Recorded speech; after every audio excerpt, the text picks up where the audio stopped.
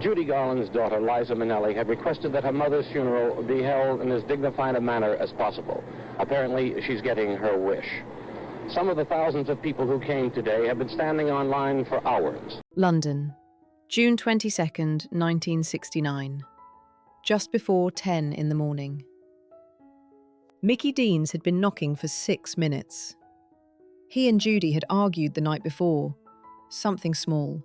Something that now felt enormous. And she had locked the bathroom door between them.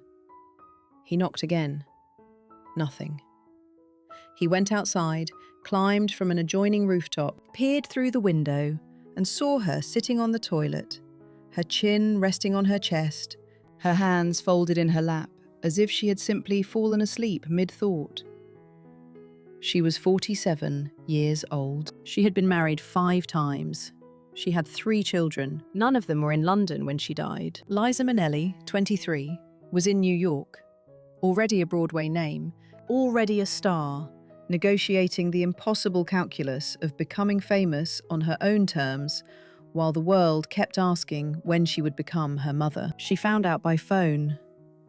She went quiet, by all accounts, in a way people who knew her said they had never seen before and never saw again. Lorna Luft, 16, was in Los Angeles. She had spent years shuttling between her mother's orbit and her father, Sid Luft's steadier household, learning to read the signs, the brightness in Judy's eyes that meant danger, the stillness that meant worse. When the call came, she locked herself in her room for what felt like days. Jerry Luft was 14. He had been the last of Judy's children born, the youngest, the quiet one, the boy who had absorbed the most and said the least. What he carried out of that morning, he has never fully said. The silence itself tells you something. 3 children. 3 completely different inheritances from the same impossible woman.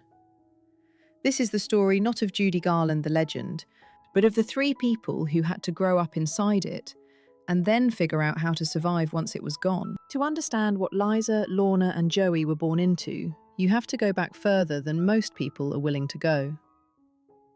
Back past the yellow brick road, past Carnegie Hall, past the MGM contract and the Oscar nomination at 17.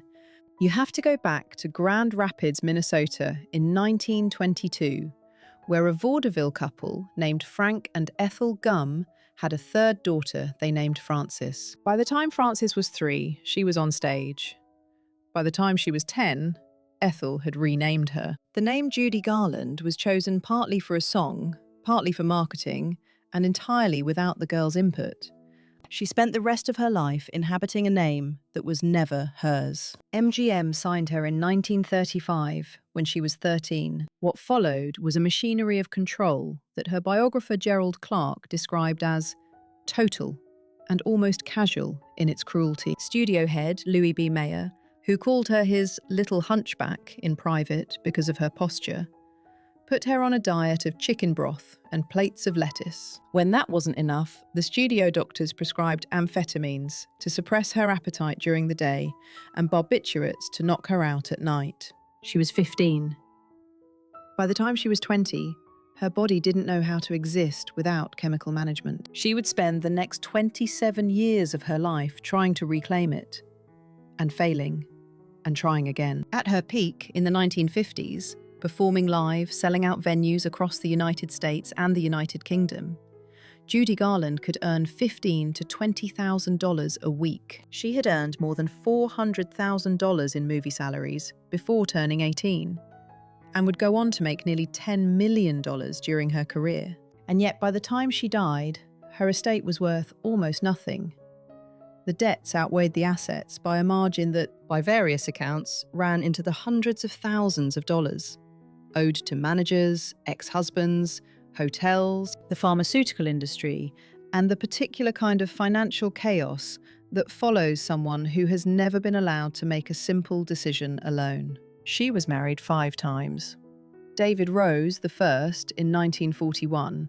She was 19, he was 31, and the marriage lasted 3 years. Vincente Minnelli, the brilliant MGM director, in 1945. Sid Luft, the producer who stabilized her career in the early 1950s, and destroyed her nerves in equal measure in 1952. They were married for 13 years, separated and reconciled repeatedly, and produced 2 of her 3 children. Then Mark Heron in 1965, a marriage that lasted less than 2 years and left almost no public trace. And finally, Mickey Deans in March of 1969, 3 months before he found her in that London bathroom. The houses tell their own story.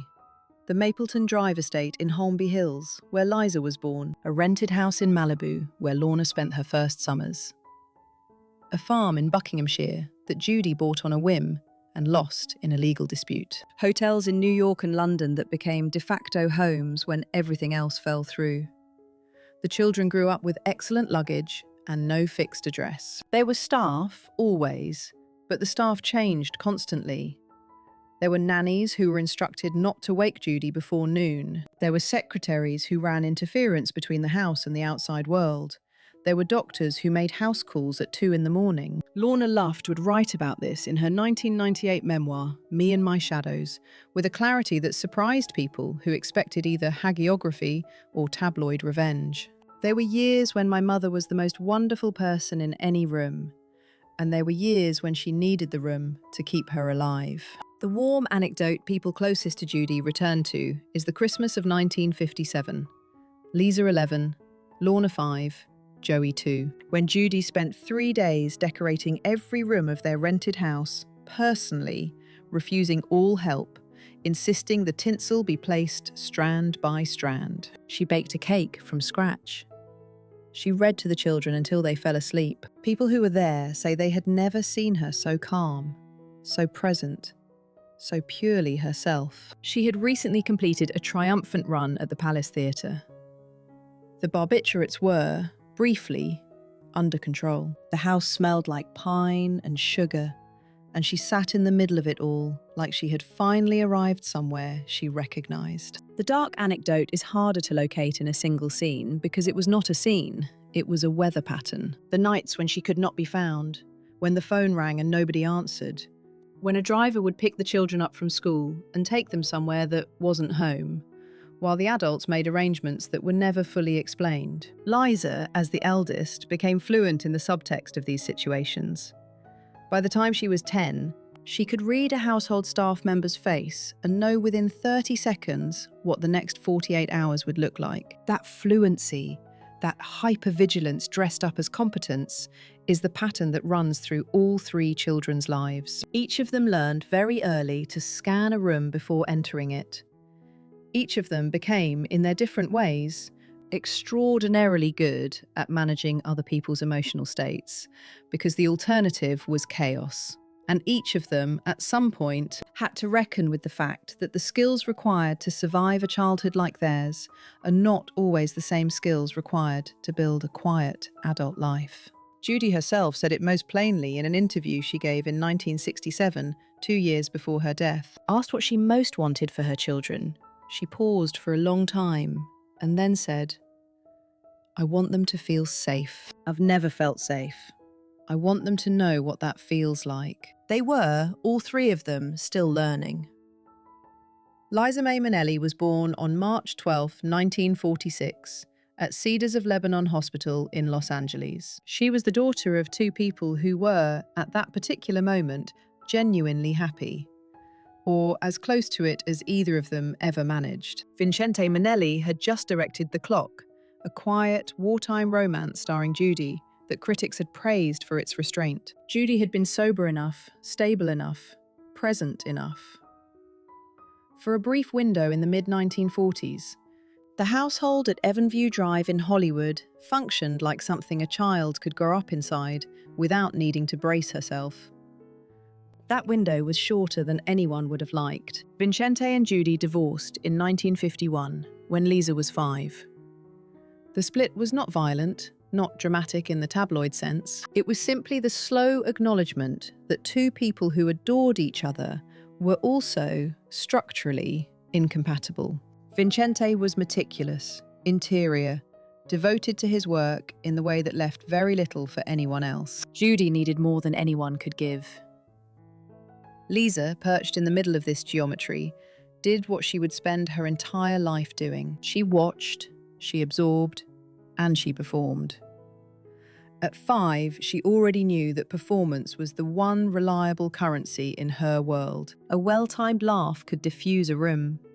A song could change the temperature of everything. She attended the Sorbonne briefly as a teenager, part of the peripatetic, hopeful, hopeless education that children of peripatetic parents tend to receive. She attended a school in Switzerland.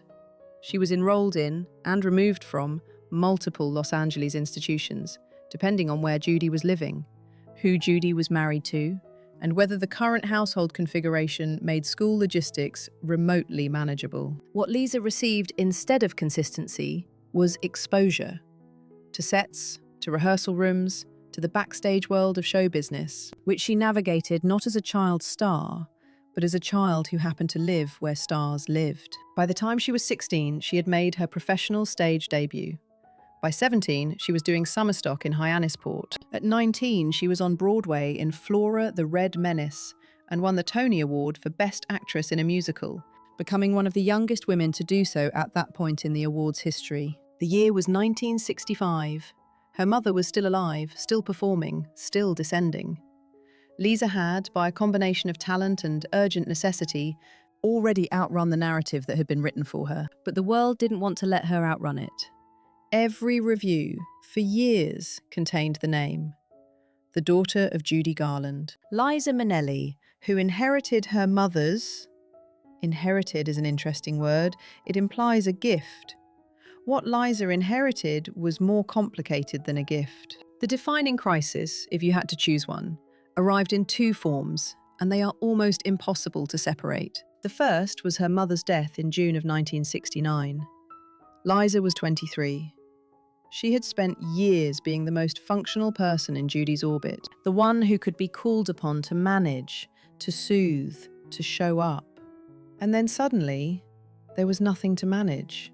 The role she had organised herself around since childhood simply ceased to exist. She buried her mother at the Frank E. Campbell Funeral Chapel in New York, where 22,000 people lined up over 2 days to pay their respects. Liza stood in that receiving line and shook hands until her arm went numb. She did not cry publicly. Several people who were there noted this and drew the wrong conclusions from it. The second form of crisis was slower and harder to date. Her own relationship with alcohol and prescription drugs, which deepened across the 1970s and 1980s in ways she has discussed with considerable candour in the years since. The genetic and environmental inheritance was impossible to ignore. She had watched her mother be managed and then destroyed by the same substances that were now managing and threatening to destroy her. She went to the Betty Ford Centre in 1984. She went back. She has spoken about this not as a moral failure, but as a physiological reality. "I have the disease," she told an interviewer in 1996. "It's not a choice, it's a disease, and you treat it." The marriages are their own chronicle of seeking. Peter Allen, the Australian entertainer, in 1967, charming, charismatic, and gay, though that truth would not fully surface publicly for years. The marriage ended in 1974. She and Allen remained close. His death from AIDS in 1992 devastated her. Jack Haley Jr., son of the Tin Man from The Wizard of Oz, a fact so symmetrical it almost seems invented, in 1974. They divorced in 1979. Mark Jarrow, a sculptor, in 1979, the longest of the marriages, ending in 1992 after she had suffered multiple miscarriages that she would later describe as among the most private griefs of her life. And David Guest, the entertainment producer, in 2002, in a ceremony so extravagant, 600 guests, Elizabeth Taylor as matron of honour, that it briefly eclipsed the actual marriage, which collapsed within a year amid mutual accusations and litigation. She never had biological children. The miscarriages with Garrow, at least 4 by her own account, ended that chapter quietly and without the public reckoning it deserved. She has spoken about it sparingly, always in the same register. Matter of fact, without self-pity, in a tone that suggests she has made a private peace that she does not particularly need the world to validate. When she is gone, there will be no direct biological line. The Garland-Manelli genetic thread, which produced one of the most recognizable voices of the 20th century, will end with her. What she produced instead was work. Cabaret in 1972, directed by Bob Fosse, the role of Sally Bowles so completely inhabited that it reset the terms on which she would be discussed for the rest of her life. The Academy Award. The subsequent concert tours that became legendary not just for the performances, but for the sheer physical commitment she brought to them, the way she gave every audience everything she had, even when she was clearly running on fumes. The 1972 television concert Liza with a Z, filmed at the Lyceum Theatre in New York and broadcast on NBC, drew comparisons, unavoidable, relentless, to her mother's 1961 Carnegie Hall show. The comparison missed the point. Judy Garland at Carnegie Hall was, in part, the spectacle of survival. Liza at the Lyceum was triumph. Different in register, different in what it cost. By the 2000s, her health had become the story in a way she could not control. In 2000, she contracted viral encephalitis, a condition that affected her motor function and memory, and spent months in rehabilitation. She returned to performing, but the returns became less frequent, the appearances more unpredictable. In 2020 and 2021, she made rare public appearances that prompted both celebration and concern. The voice still present, the frame more fragile. She lives now in New York. She is 80 years old. She gives interviews occasionally in which she is funny and precise and slightly terrifying in the way that people who have survived a great deal sometimes are. Not bitter, but stripped of patience for anything inessential. Asked once what she thought her mother would make of the world now, she thought about it for a moment and said, "She would have been on Instagram at 3 in the morning. She would have had 4 million followers. And she would have been impossible." The laugh that followed was the laugh of someone who had earned it. There is a photograph taken backstage at the Palace Theatre in New York in 1967, the year Liza made her own Palace debut. The same stage where Judy had broken records in 1951, where the legend had partly been constructed. Someone snapped Liza standing alone in the wing, one hand on the curtain, looking out at the stage. Her back is to the camera. You cannot see her face. You cannot tell if she is afraid or ecstatic or something that has no name. She is 21. Her mother has 2 years left to live. The stage is dark and empty, and she is standing at its edge. That photograph contains more than most interviews ever got out of her. But if Liza's story is one of transformation, of taking the inheritance and forging it into something undeniably her own, Lorna Luft's is something else entirely. It is the story of a woman who spent decades being the middle child in a mythology that barely had room for the people at its edges, and who eventually decided to write herself back into the centre of her own life, on her own terms, without apology. Lorna was born on November 21st, 1952, in Santa Monica, California. She was the first child of Judy and Sid Luft, the producer who had by that point already become the most stabilising and destabilising force in Judy's adult life simultaneously. Sid was not a gentleman, but he was a capable one. He understood the machinery of show business, he understood Judy's talent, and he understood, with a pragmatism that was either admirable or cold, depending on your vantage point, that managing Judy Garland meant managing chaos at an industrial scale. Lorna arrived during what most Garland historians consider the most productive period of Judy's later career. The 1954 film A Star Is Born was in production. Judy had returned to major studio work after years of crisis, and the anticipation around the project was enormous. Warner Brothers had invested millions. Sid had invested everything else. Into this particular atmosphere of high-stakes professional urgency came a baby girl who needed, as babies do, to be fed and held and noticed at inconvenient hours. Judy loved her fiercely. The love was never the question.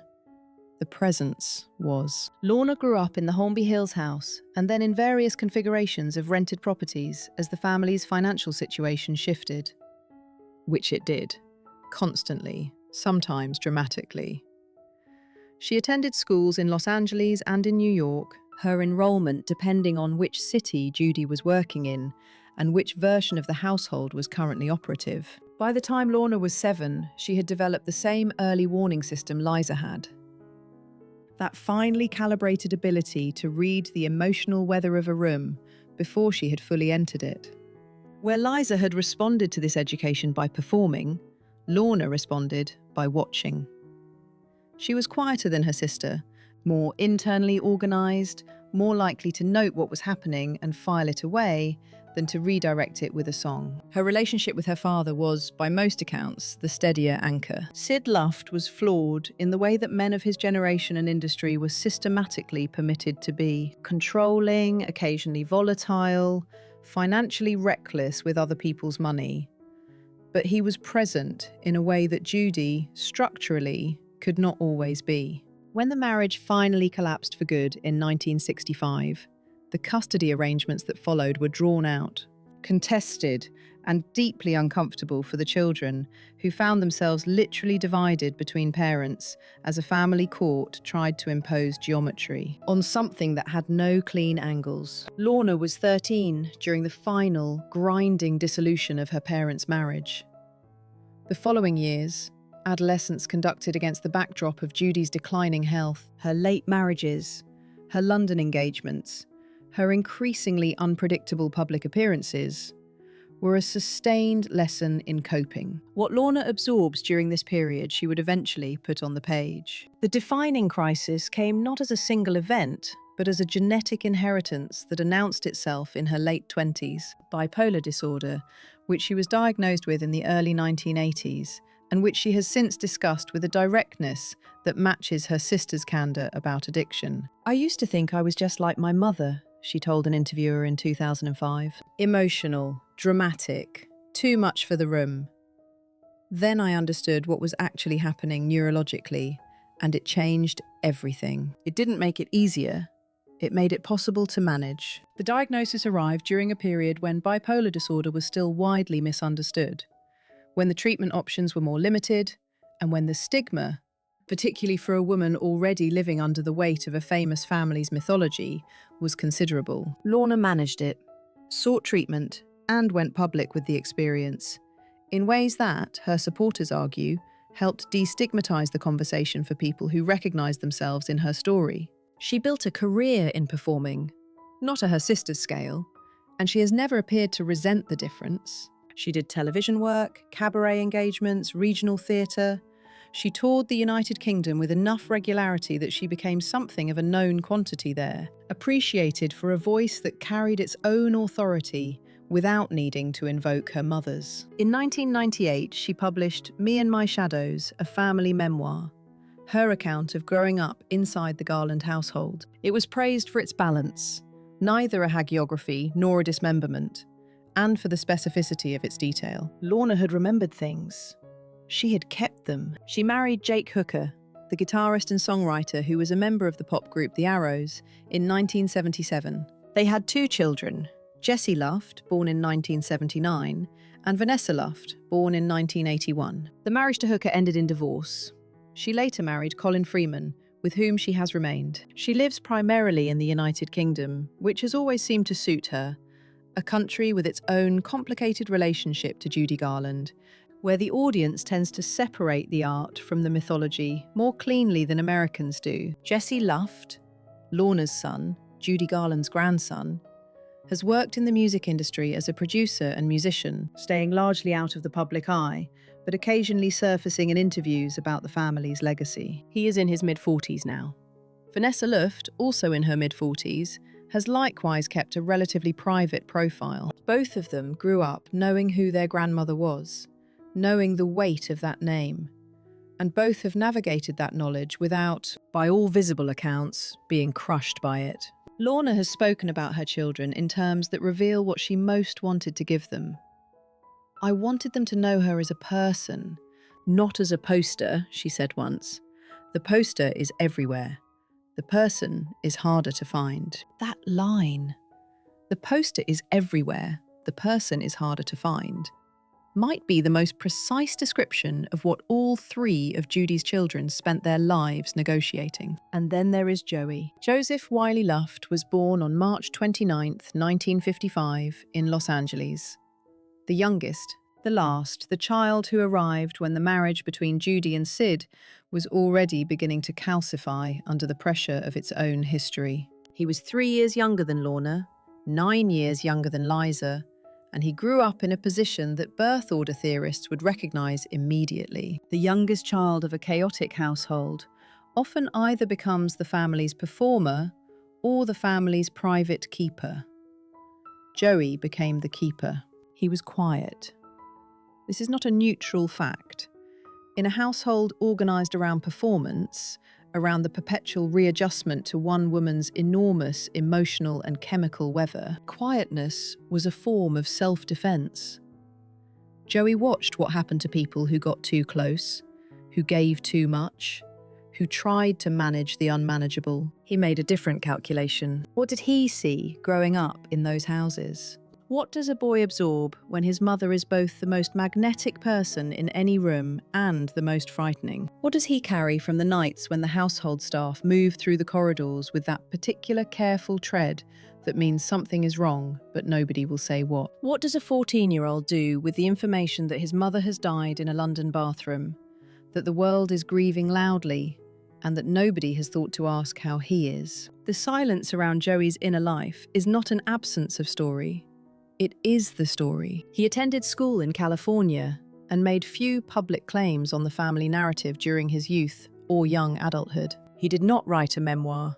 He did not give the circuit of talk show interviews that grief and famous parentage tend to generate. He chose, in a family where choosing visibility was practically the default setting, to choose something else. What he did do, and what tends to get mentioned in the accounts that do exist, was work in production, behind the camera and behind the scenes, in ways that kept him connected to the entertainment world without requiring him to stand in its spotlight. He worked on documentary and archival projects, including material related to his mother's legacy, in a role that allowed him to be a custodian rather than a performer, to preserve rather than to replicate. He is 70 years old. He lives privately in California. He has children. Sources indicate at least one son, though their names and lives have been guarded with a consistency that suggests he made a deliberate choice about what to protect. Given where he came from, that choice does not require explanation. What strikes you looking at the three children side by side is not the differences, though the differences are real and significant. It is the shared texture of their adaptation. Liza performed her way through it. Lorna wrote her way through it. Joey went quiet and stayed there. 3 responses to the same impossible conditions, each of them legible, each of them coherent, each of them costing something that does not show up in any official accounting of the Garland estate. There is a detail from the weeks after Judy's death, drawn from Lorna's memoir, that lands differently the more you sit with it. The 3 children gathered eventually, in the way that siblings do after a parent dies, to decide what to do with the things, the costumes, the recordings, the photographs, the memorabilia of a life that had always half belonged to the public. They stood in a room full of their mother's objects and tried to figure out which ones were hers and which ones were the legends, and whether that distinction even made sense. It does. It just doesn't make it easier. There is a particular kind of damage that does not announce itself. It does not arrive with a diagnosis or a headline.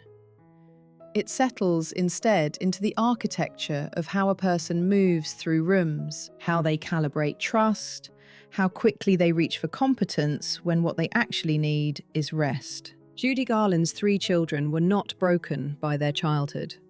That is important to say clearly, without softening it into sentiment. They were shaped by it, profoundly, permanently, in ways that required decades of active, ongoing work to understand and manage. The shaping and the surviving are not the same thing, but they are not opposites either. The pattern running across all 3 lives is this: Each of them became extraordinary at reading other people and very slow to trust their own needs. It is the signature adaptation of children who grew up in households organised around an adult's volatility, where the primary survival skill was attunement to someone else's emotional state, not your own. Liza channeled it into performance, into that almost preternatural ability to read a room and give it exactly what it needed. Which is partly what makes her concerts feel less like entertainment and more like communion. Lorna channeled it into articulation, into the specific, disciplined work of naming what happened, putting it in order, refusing the comfort of vagueness. Jerry channeled it inward, which is its own form of discipline, and perhaps the most radical choice available in a family where everything was always legible to the public. Each of them inherited the voice. Not the literal voice, though Liza has it undeniably in its own register, but the voice as a mode of survival. Judy Garland sang because singing was the one thing she could control when nothing else was controllable. The children learned their own versions of that logic. Their instruments were different. The underlying principle was the same. Liza said it most directly in an interview for The Guardian in 2008. "My mother taught me that you show up. Whatever is happening, whatever you feel, you show up and you do the work. That's the gift. The rest of it, the chaos, the fear, that was the cost of the gift."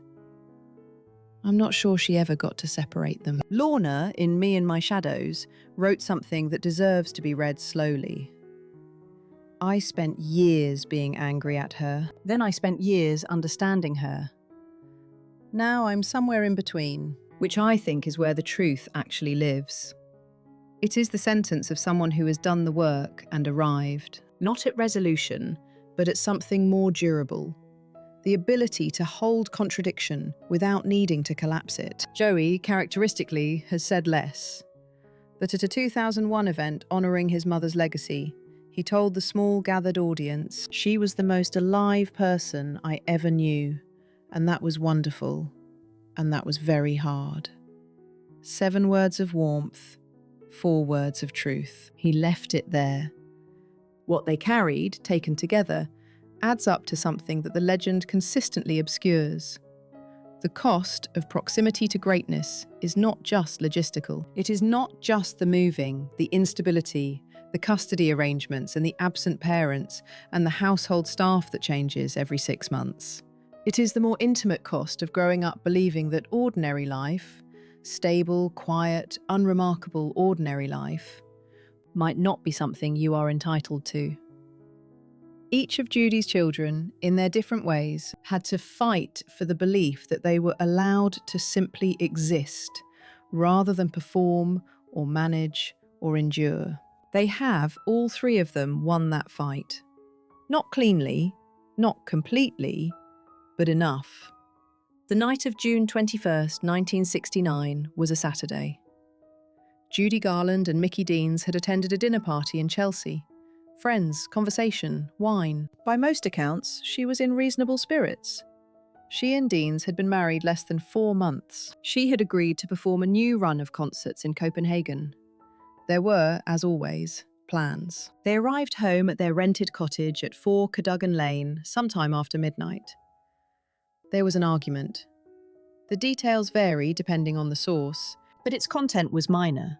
The kind of argument that married couples have in the early hours when they are tired and slightly frayed. Judy went to the bathroom. Deans fell asleep. When he woke and could not rouse her, he knocked on the locked door. No response. He went outside, climbed onto the adjoining rooftop, and entered through the window. She was sitting on the toilet, her body pitched slightly forward, her chin on her chest. The medical examiner would later determine that she had died from an accidental barbiturate overdose, a drug she had been prescribed for years, that her body had become so accustomed to that the difference between a therapeutic dose and a fatal one had become impossibly narrow. There were no dramatic signs of distress. The room was ordinary. There was a glass on the sink. She was 47. In human terms, that is not old. In Judy Garland terms, it was as if she had lived 3 lives in the space of one.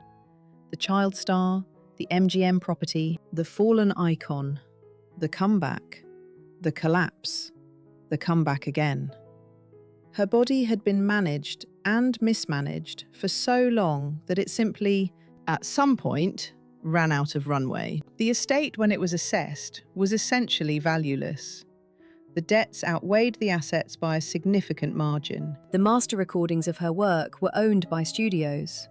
The costumes were owned by studios. The films were owned by studios. What she left her children, concretely, was almost nothing except the name, and the complicated glory and burden of everything the name meant. The name has proven, in certain respects, to be enough. The Judy Garland estate has been reconstituted in the decades since her death, through licensing, through retrospective releases, through the sustained cultural appetite for her voice and her image that has never entirely dimmed.